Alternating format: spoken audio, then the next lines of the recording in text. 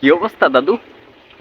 এতদিন পরে যখন আমরা কষ্ট করে দেশের ভিতরে স্বাধীনতা আনিছি, এখন কিছু কিছু মানুষের কুরকুরনি জাগিছে, বলতেছে হে কেমন স্বাধীনতা, এই স্বাধীনতা কি আমরা চেয়েছিলাম?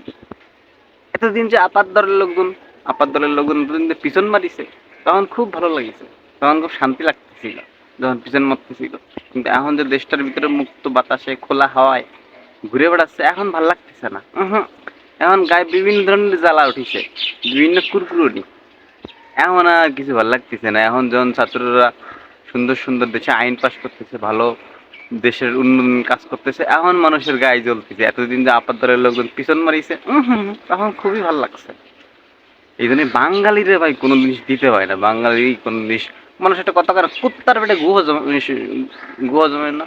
এটাই সত্যি কথা, যে কুত্তার পেটে আসলে গু ও কোনোদিনও হজম করতে পারবে না, শক্তি নাই, হজম করার শক্তি নাই।